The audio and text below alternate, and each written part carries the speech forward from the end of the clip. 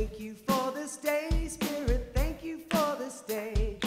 Thank you for this day, Spirit. Thank you for this day. This beautiful, this beautiful, this beautiful day. This beautiful, this beautiful, this beautiful day. Thank you for my friends, Spirit. Thank you for my friends. Thank you for my friends, Spirit. Thank you for my friends. My wonderful, my wonderful, my wonderful friends. My wonderful, my wonderful, my wonderful friends. Thank you for this day, Spirit. Thank you for this day. Thank you for this day, Spirit. Thank you for this day. This beautiful, this beautiful, this beautiful day. This beautiful, this beautiful, this beautiful day.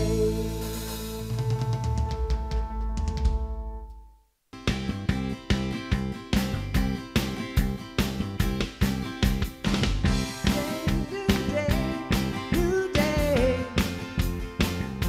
and I can see a new way, new way, new way.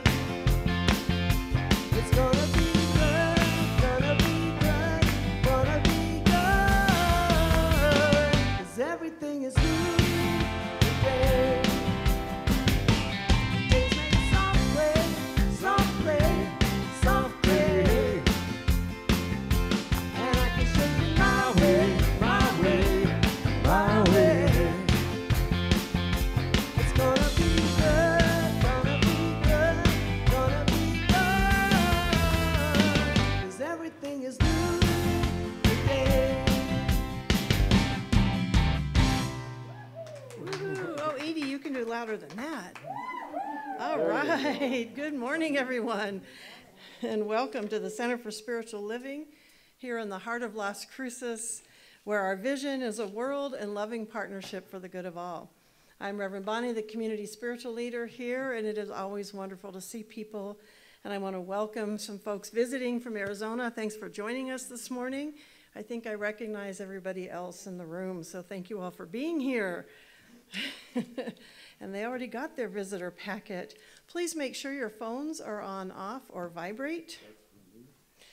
And I want to thank everyone for helping us celebrate our 45th birthday last Sunday. The cake was donated by Deb Taylor Russell, and Teresa is who coordinated the signing of the cards to give to the local people in nursing homes, so I wanted to thank them as well. And the nursing homes are also in need of lap blankets to go on people's laps. So Teresa's starting up our prayer shawl ministry, only we'll be making some lap blankets. So anyone who knits or crochets, I know we've got a few in the room, who might want to make a blanket or two. She's already taken some of our prayer shawls to them, kept a couple here for us if we need them, and then we'll start replenishing that. And if you need yarn, we have a lot of yarn that's been donated, so just see me after the service. And we are continuing to collect items that go into the winter turkey baskets. The list of what we need is in those little blue handout there on the back table, if you'd like to continue to contribute to those. And our New Thought Christmas Eve service, the Gifts of Light, will be over Zoom at 4 o'clock on Christmas Eve with all 4 of the New Thought centers in this area. That's part of why we chose Zoom, because we're not going to cram over 120 people into this room on Christmas Eve. So we're going to do our service over Zoom again. And we have a Sunday service on December 26th. Some people have been asking me if we're still going to hold the service. We will. And Randy Granger will be our speaker.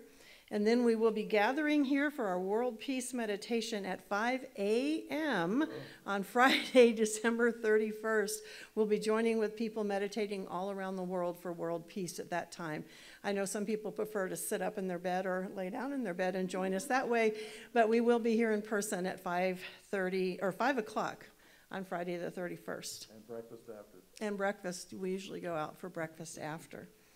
And for those of you who knew Jane Williams, I need to let you know, sadly, she passed away on December 4th. If you want more information about what happened, she moved from our community to be with her family, I think over this past summer. And her family posted on Facebook, and we also posted it in our newsletter as to what happened. She was in her 90s, and she has gone to her next experience. So I just wanted to let folks know that. And now, please welcome our practitioner. Good morning. My name is Bob Greer. I'm your practitioner in service today. I'm also your board president. We believe in the power of prayer, which we call spiritual mind treatment or affirmative prayer. Please, if you feel the need for a prayer or treatment, feel free to fill out a form on the back of the chairs there and drop it in the God box or prayer chest, whatever we want to call it back there. And the practitioners and ministers of all 4 New Thought centers here meet on Tuesday, and we pray over those. So feel free to take advantage of that. Another thing that we've been talking about lately, and we've really been enjoying getting these, is gratitude. Anything that you have in the form of gratitude, like if you've had prayer and you've had results or whatever, we love hearing about that. So we also have forms, gratitude forms, and I'm thinking about adding that to the website. So we could do that. I love it when the gratitude pieces that come in or outnumber the prayer treatment. It's not that we don't, but I'm just saying it's really nice to get both sides of that. So,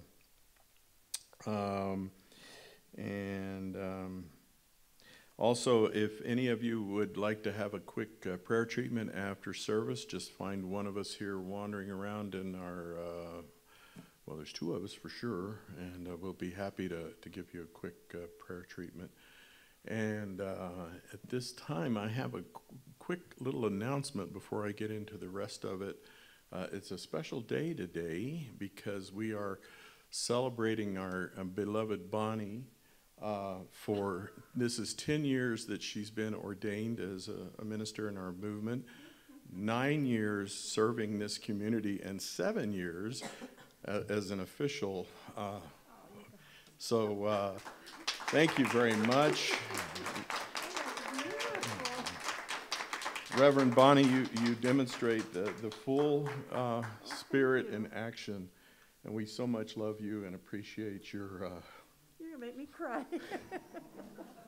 Oh, thank you. Thank you so much.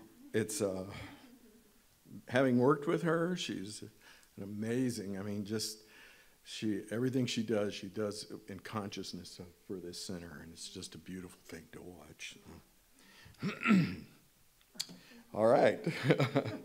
At this time, it's time for song, silence, and prayer. In this moment, I am hope.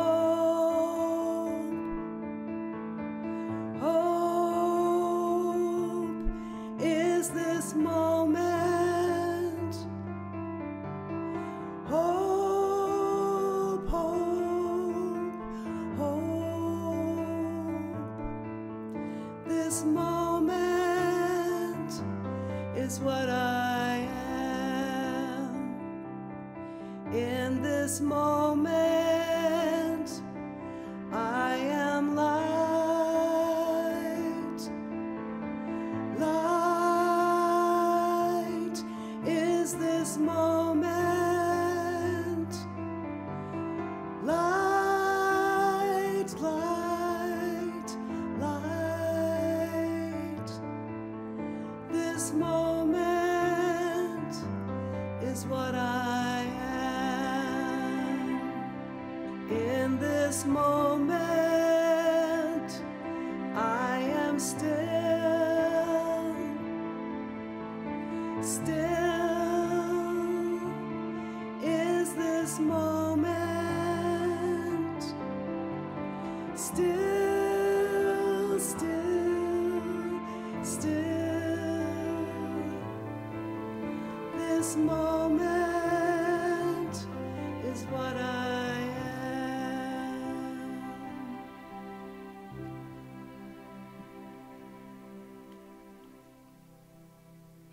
So just opening and embracing this glorious day,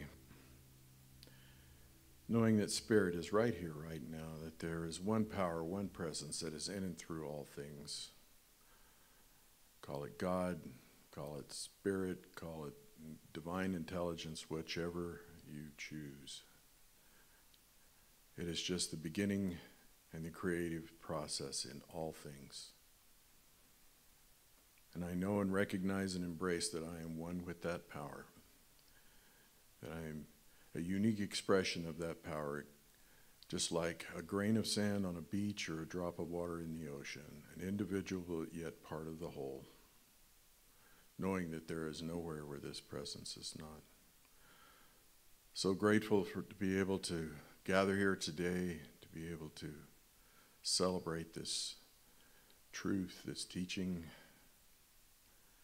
just with a heart overflowing with gratitude. I just simply say, and let it be, and so it is. The reading this morning is from a book from our founder, This Thing Called You, one of my favorites. Thank you for picking that. And it's actually just the first couple of paragraphs.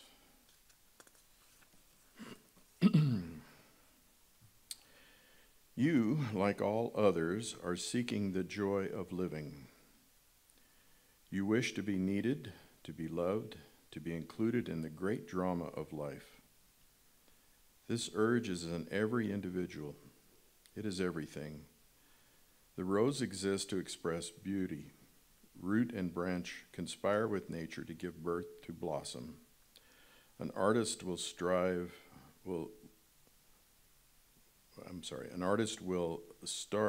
in his garret that he may chisel an angelic form from a slab of marble, compelling the unyielding substance to accept his breath of creation. Not only human beings, but everything in nature is endowed with this creative urge.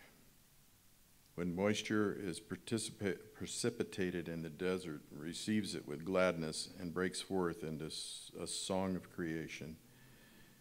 Making the most of its brief season, it blossoms into joy, storing within its bosom the seed of a future flowering. It is impossible to escape this creative urge. Everything must find fulfillment or perish.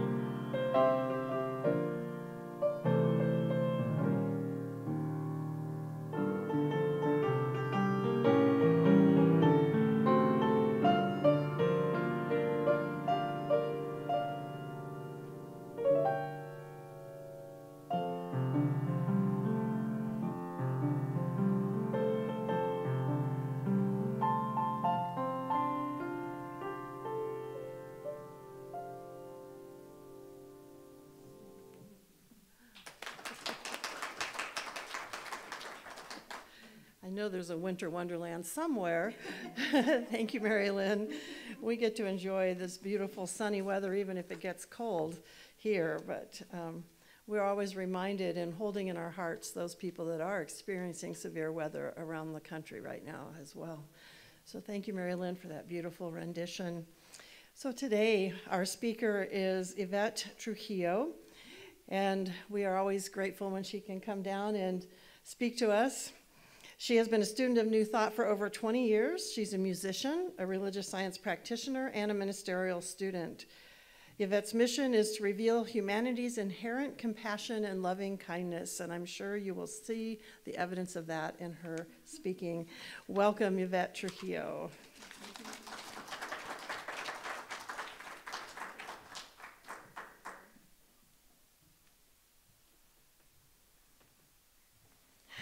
Good morning. It is always so wonderful to be here with you in Las Cruces, and yes, the beautiful weather. I'm not going to complain. It's really wonderful. So this month, we are talking about the gifts we give. That's our theme. And I've been sitting with that theme for a few weeks as I've been preparing for our little chat today. And it was really natural for me to kind of lean towards, in this season of what my tradition is, or what I've practiced in my family, is Christmas, and the practice of gift giving as a part of that tradition. I actually have a really funny relationship with Christmas, and I will go, I'll do Christmas, and then another year I won't do Christmas, and then I'll do Christmas, and I'll miss it, so I want to do it. And part of that is, not entirely, but part of that is a really funky relationship that I have with gift giving. And I'm an incredibly generous person. I love giving gifts, but I also have a very strong don't tell me what to do reflex. Don't tell me what to do. This is a day that I'm supposed to go buy presents, that I'm supposed to get stuff and figure it out who needs what, and oh my gosh, somebody's coming over. Did I get something extra for them? Like that whole experience that one can have. Not everybody has it. I've certainly been exposed to it, and so I just have you're going to tell me what to do. I like to give presents when I see something and it inspires me, and I think, that just made me think of that person. I'm going to get it, and I'm going to give it to him when I darn well please. Not on a specific day of the year, because you tell me to. So that's been a little bit of my don't tell me what to do reflex, but I do really, really love giving gifts, and actually my preference is to give handmade gifts.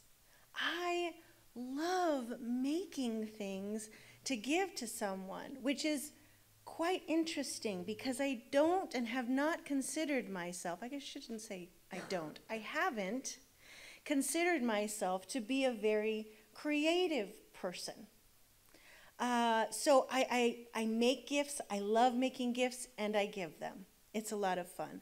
But the point in time when I realized that, or when I came to believe that I wasn't creative, was when I was a kid. And we were actually, my brother and his new wife and my beloved and I were at dinner, and we were starting to share a story about my brother. And my brother, when he was about 17, 18 years old, decided he would start to draw, right? And I had been for years, like sitting, like from, the point that I had my crayons, I'd sit with a piece of paper and I had a thing that just wanted to burst forth from me. I wanted to give birth to them. When I was 5, that wasn't the feeling. But there was an intense desire to create something, the thing that I had in my head to come out through my hand with that marker, that crayon, that pencil, to come through my hand and reveal itself on a piece of paper. I wanted that so badly. It never quite happened. I would try and I would try, and it just was not even the tiniest little spark of like, if you worked on that, Yvette, it's really just, that's not going to happen. My brother, when he was about 17 or 18 years old, he decided that he wanted to start drawing because his girlfriend at the time was an artist.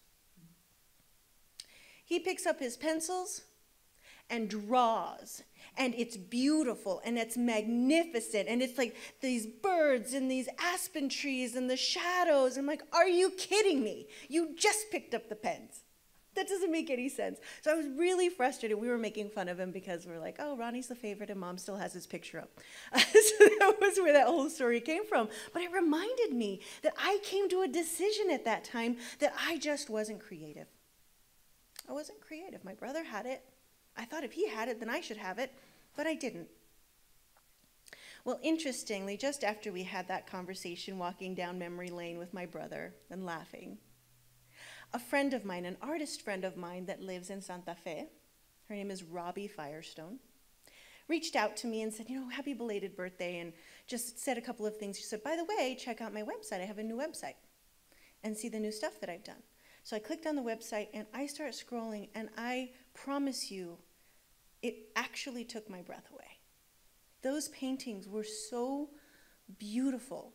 And she wrote where the inspiration came from. The process for her was that when we went into lockdown for the pandemic, she took that time to transform that discomfort and that fear into these magnificent pieces of art. She transformed them. And I started to ask myself, well, what did you create during the pandemic?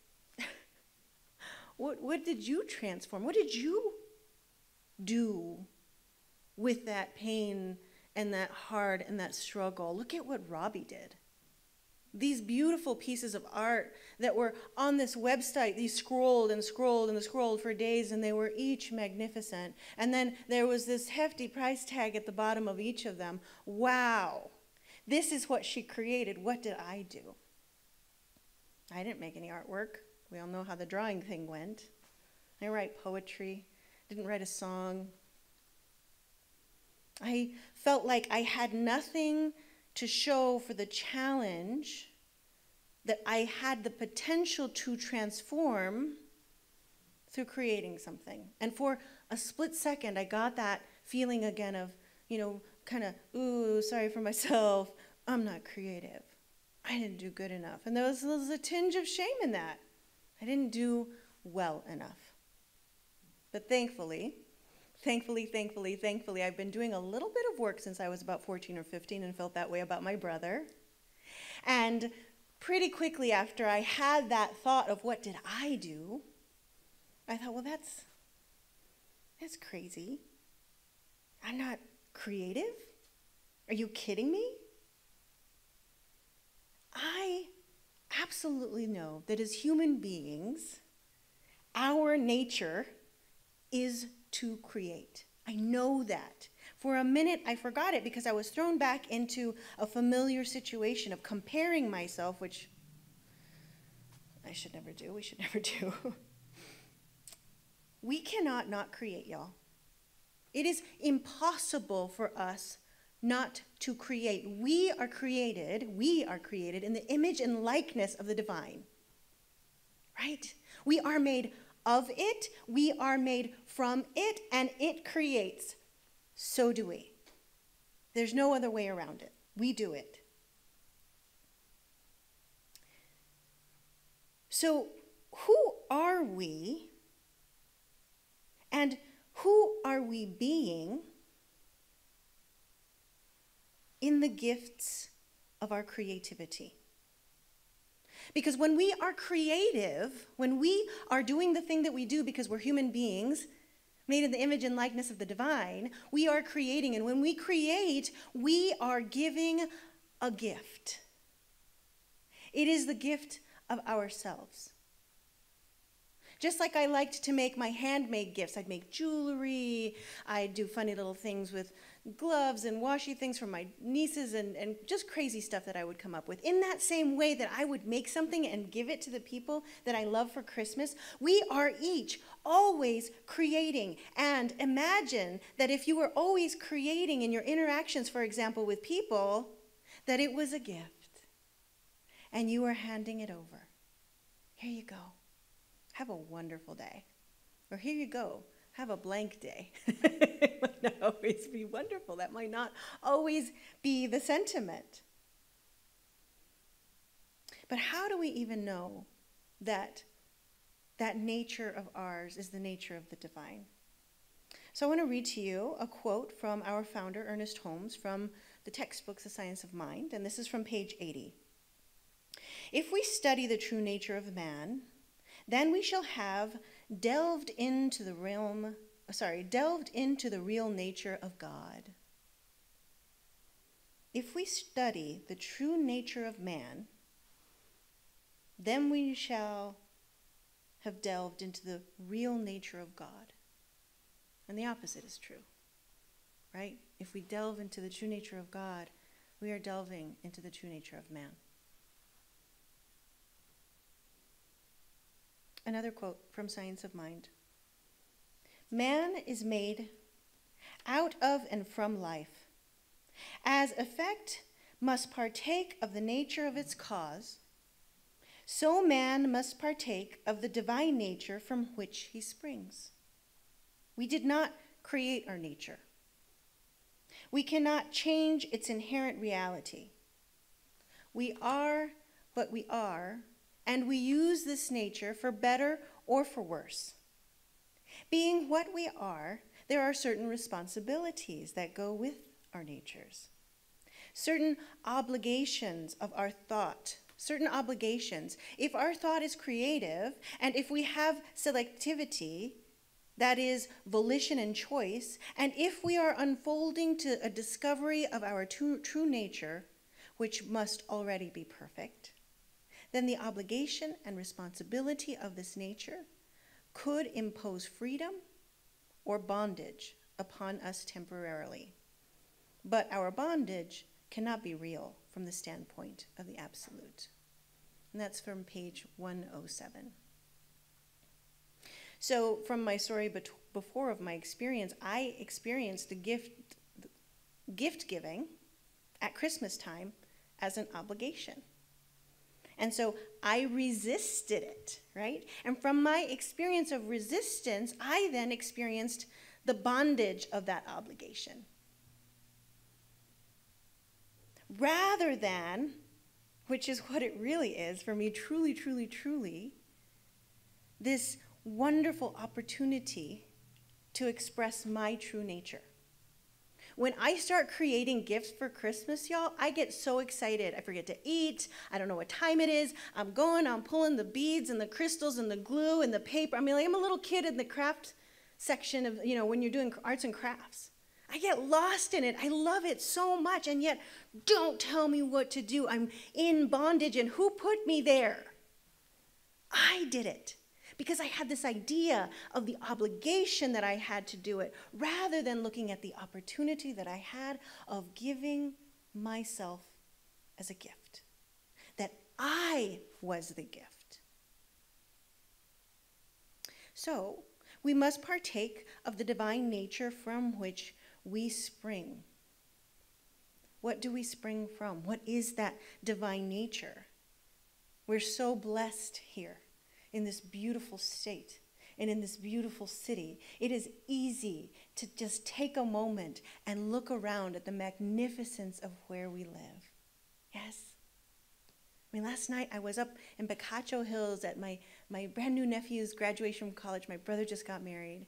And so now they have this beautiful blended family. So we're up in Picacho Hills, looking at the mountains, standing in the sun, warming our bodies in the middle of December.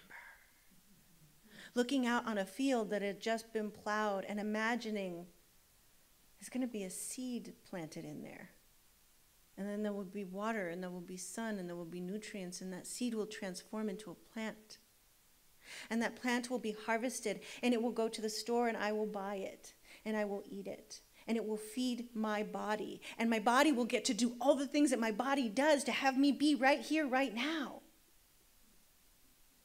There are no lack of examples of that divine creative nature from which I spring. That is an expression of God. The sunrise, the sunset, this beautiful warm weather. We are that. We can look at that and be in awe of it and often forget that that is our nature too. It's easy to forget that. We are creative, and we do not have another option. So what then are we creating? What are we creating? And just as we would be able to look around this beautiful planet and see the example of spirit everywhere, we can look around our own lives. And even when I wrote that, I got a little cringy. So if you have any of that, you're not alone. I was like, oh, oh, if I want to look around, I'll just stay right here. But when we do look around, we can see the evidence of our creation. And I think it's really funny. I know I've shared with you all before that my mom, because I come down here, when I come see you all, I stay with my mom. And my mom is super stubborn. She calls me super stubborn. And I'm like, okay, so it's like that whole, you must partake of the nature of which you spring. The apple doesn't fall far from the tree. I'm stubborn, she's stubborn. But she's so funny. She always asks me, what are you talking about? And I tell her. And there's always a response of like, oh, no, not me. I'm going to do that. So this weekend it was probably so, oh, I'm not creative. Oh, this is a mess. My life is just, my sweet mama. Love her so much. And it makes me laugh because if you were to just take a minute and look around my mother's life, she has 3 children that are absolutely devoted to her, that love her so deeply. She has grandchildren who love her. She has great-grandchildren. She was just saying this morning, oh, Eileen comes in every day, and it doesn't matter if she comes in 10 times a day. She comes in, she runs over to me, she hugs me, she gives me a kiss, and she tells me she loves me. She's 14, right? She's been a teacher forever, and she has students coming who say, you've transformed my life because you did this, because you took the time. And she thinks it's a mess. She thinks she's not creative. So just take a moment and look at your life. Maybe try and do it as if someone else were looking in so that you can be a little more objective about the things that you have created. Because this creativity is true for all of us. And might you find some things as you're doing this little exploration that might, sure. It's still evidence that you create. That's what I'm looking for. That's what I'm asking for you to pay attention to and to focus on. I am a creator. So, are we creating consciously or unconsciously is my next question. So we're creating all the time. Are we creating consciously or are we creating unconsciously? And the way that I'd like to explore this is kind of the way that we interact with our world, because that's a really great way to just kind of example how we are creating and interacting, how our creation of the way that we are showing up is a gift as an interaction with the world. And we're doing that as we do everything. Y'all, going to the grocery store? There's a long line. I remember I was getting really mad during pandemic. I always love telling you my dirty laundry. During the pandemic, and I would, I was like, oh, we need to save money. Not as much is coming in. I'm going to go do some shopping at Walmart and pick out my stuff. And then they stopped having people checking me out. I was like, excuse me? I just walked this whole aisle. Everybody is open. There's nobody there. And there's this mile-long line where I have to go and slug my stuff out and find the thing, and I don't know what the fruit, apples, what. I have to look it up, and I'm so annoyed. I am annoyed. And then there's someone behind me, because I go for these big shopping trips. I've got this conveyor of all this stuff, and I'm like, boop, boop, boop, boop. No, that wasn't it. Okay. I mean, imagine. So this person behind me is really irritated all that this is always happening. So it's, and I'm sure, I am absolutely certain that I have done that as well. It's when it's coming at me that I notice it a little more than when I'm doing it, right? But we're doing it. That is a creation. When I'm on the road and someone has cut me off or I'm in rush hour traffic. I just had that the other day. Hadn't had that for a while. Oh my gosh. What do we do? Or what do some of us do? Right? It can be some harsh words, some, brows. We might have hand gestures that we use. Some things that we might say, not everybody, but some people. That is a gift that we give. We are creating in that moment. And now granted, the other person may not have seen you do it, and they most likely didn't hear you do it. It's still something that you are creating. In most cases, in that kind of scenario, you just took the gift and you held it for yourself. I'm keeping this one. That's great. We are always creating.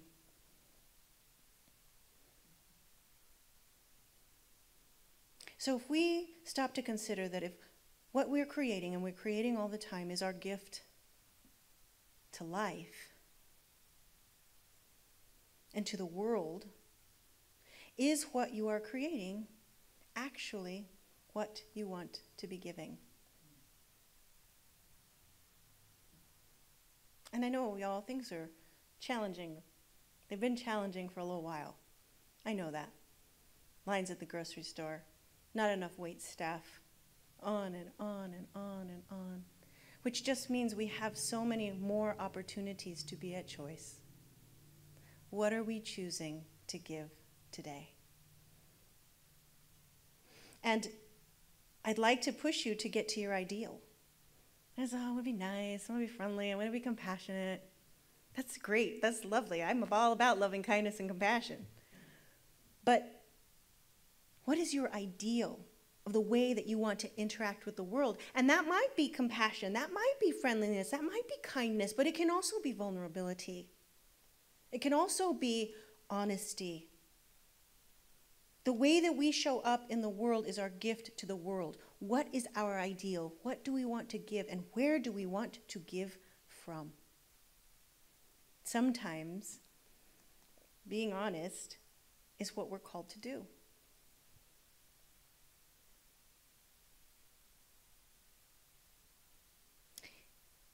So the question is, how are you interacting with your world? With your coworkers, your employees, that challenging family member? And I'd like to invite you into an exercise this week, a practice, is to take the time to recognize, first of all, that you are creative. Take your time. Look at your world. Remember we talked about last time looking back.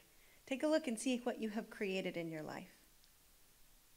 Become more conscious of that indwelling spirit that is creating every day.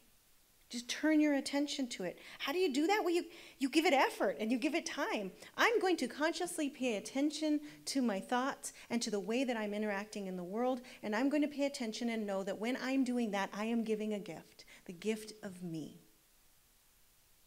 I'm just going to pay attention. And we just make a declaration. It's as simple as that. And then practice. Build some muscle. Practice giving gifts in the world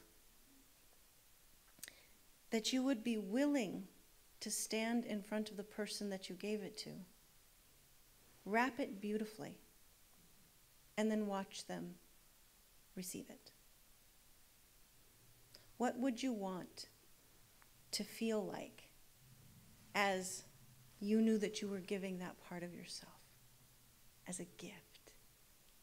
I know that when I imagine taking the time, as I do, to wrap a gift, we make our own wrapping paper, for goodness sake, sometimes.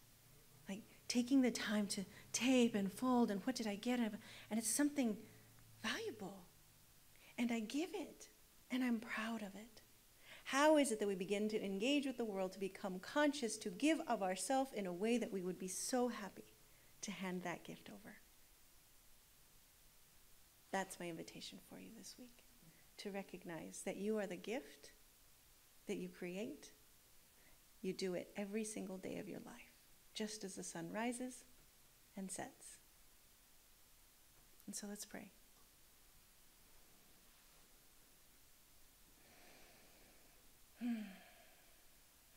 And so from this place of knowing that there is that indwelling spirit that created me, that power and presence of God that is at the center of me.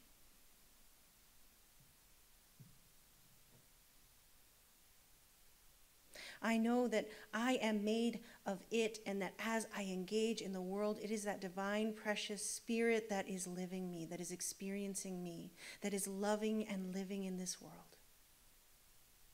God is all there is. I see it all around me in nature, in the warm sun, in the tilled soil, knowing what is about to happen. That miracle is the same miracle that I am. It is the same miracle that each of you are. And so I know that when we become conscious and aware of the truth of who we are, who lives us, and what we do,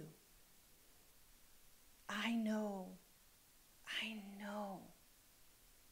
that there is a transformation and awakening to the truth of the gift of who each one of us is.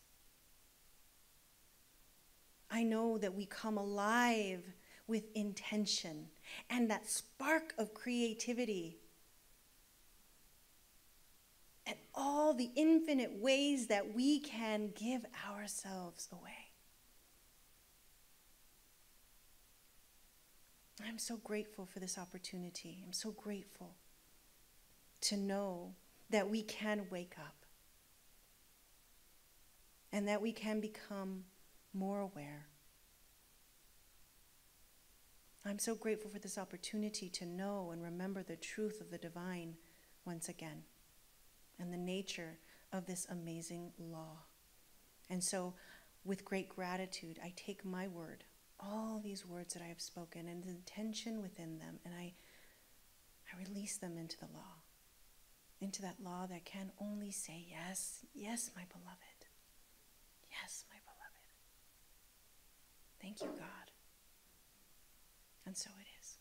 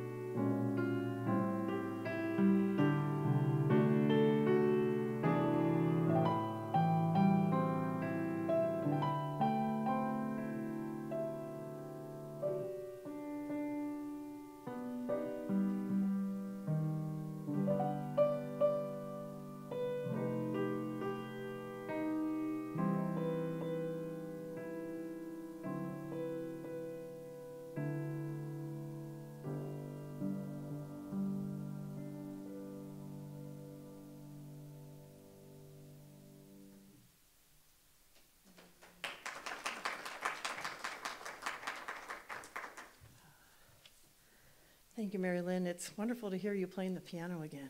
It's beautiful, isn't it? And I want to thank Yvette for sharing her gifts with us today. I have to say that I think putting a talk together takes a lot of creativity. So thank you very much for sharing. Let's give her another thank you from us. Appreciate it so much.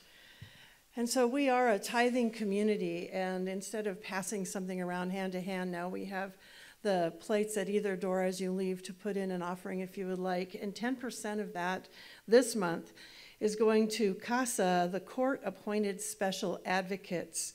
And CASA is a national association that supports and promotes court-appointed advocates for abused or neglected children. CASA have volunteers from the community who complete training that has been provided by the state or local CASA office. And in Doña Ana County, CASA advocates also make sure that children in foster care receive the critical support that they deserve by providing them with a volunteer advocate. And this is a volunteer who's then trained to champion for the best possible interests and for a happy, safe life for the children that they are connected with and in their program. And we shared before that they also, this is the CASA that was broken into, and so we were helping them also to get cards that the people that are volunteering to work with them use to help them get school supplies and clothes and other things that they need. So the board decided that we would just give them our 10% tithe for this month as well to help support them in this effort. So everything that you share with us, 10% goes to support the CASA Court-Appointed Special Advocates. So thank you so much for your generosity. So please repeat after me. Divine love through me blesses and multiplies all that I have, all that I give, and all that I receive. Thank you, God, in me. And so it is. So we'll sing. We are so blessed. We are so blessed. We are so grateful for all that we have. We are so blessed. We are so blessed. We are so grateful. We are so blessed. We are so blessed. We are so blessed. We are so grateful for all that we have. We are so blessed. We are so blessed. We are so grateful. We are so blessed. Thank you. And we are so blessed, and I am so blessed. Thank you so much for the beautiful flowers. And I can't tell you, it seems like the time has flown. I'm looking at Edie because she was on the board when they agreed to have me even come here and be a part of this community. And I am so blessed. I was actually thinking this morning in my meditation that I receive from you as much as anything I could ever give to you. And so I'm very grateful to every one of you in this community and the gifts that you've given me over the years, and more recently, those that visit. All of you are such a blessing, and it is a gift just to be in each other's presence. So thank you, and thank you for recognizing the years that I've been here. I hope for many more. Thank you. So let's stand and sing our closing song. And remember that the practitioners are here to pray with you after the service or hear your gratitudes. Thank you.